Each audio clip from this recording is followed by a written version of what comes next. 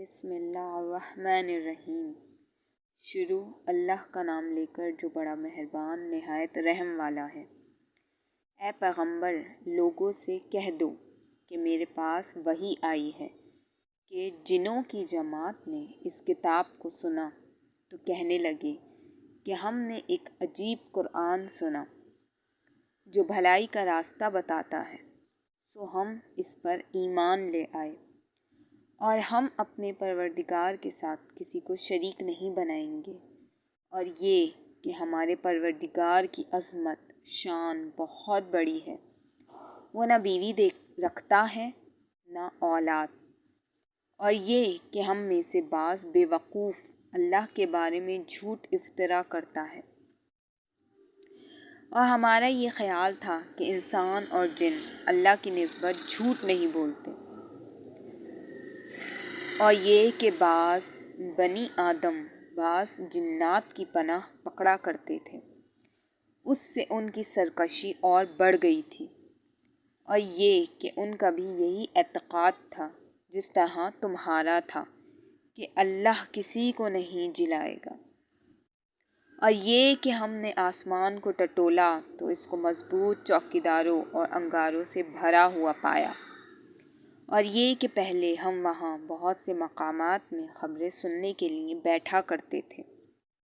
اب کوئی سننا چاہے تو اپنے لیے انگارہ تیار پائے،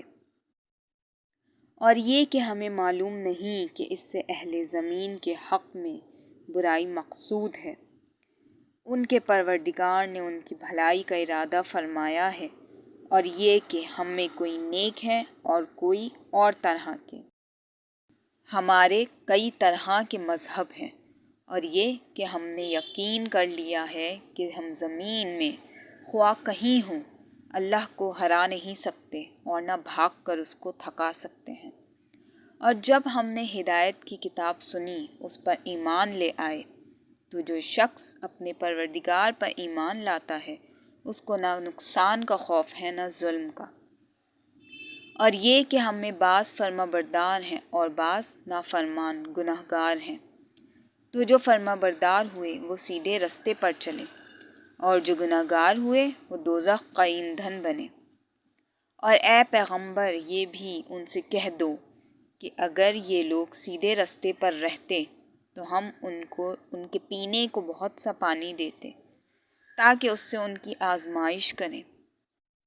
اور جو شخص اپنے پروردگار کی یاد سے منہ پھیرے گا وہ اس کو سخت عذاب میں داخل کرے گا،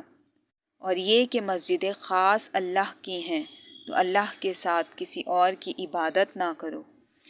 اور جب اللہ کے بندے محمد صلی اللہ علیہ وآلہ وسلم اس کی عبادت کو کھڑے ہوئے تو کافر ان کے گرد ہجوم کر لینے کو تھے۔ کہہ دو کہ میں تو اپنے پروردگار ہی کی عبادت کرتا ہوں اور کسی کو اس کا شریک نہیں بناتا۔ یہ بھی کہہ دو کہ میں تمہارے حق میں نقصان اور نفع کا کچھ اختیار نہیں رکھتا۔ یہ بھی کہہ دو کہ اللہ کے عذاب سے مجھے کوئی پناہ نہیں دے سکتا، اور میں اس کے سوا کہیں جائے پناہ نہیں رکھتا۔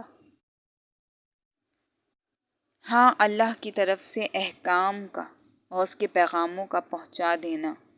ہی میرے ذمے ہے، اور جو شخص اللہ اور اس کے پیغمبر کی نافرمانی کرے گا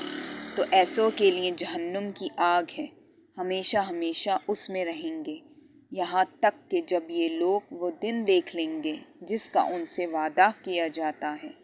تب ان کو معلوم ہو جائے گا کہ مددگار کس کے کمزور اور شمار کن کا تھوڑا ہے۔ کہہ دو کہ جس دن کا تم سے وعدہ کیا جاتا ہے میں نہیں جانتا کہ وہ ان قریب آنے والا ہے یا میرے پروردگار نے اس کی مدت دراز کر دی ہے۔ وہی غیب کی بات جاننے والا ہے اور کسی پر اپنے غیب کو ظاہر نہیں کرتا۔ ہاں، جس پیغمبر کو پسند فرمائے تو اس کو غیب کی باتیں بتا دیتا اور اس کے آگے اور پیچھے نگہبان مقرر کر دیتا ہے تاکہ معلوم فرمائے کہ انہوں نے اپنے پروردگار کے پیغام پہنچا دیے ہیں، اور یوں تو اس نے ان کی سب چیزوں کو ہر طرف سے قابو کر رکھا ہے، اور ایک ایک چیز گن رکھی ہے۔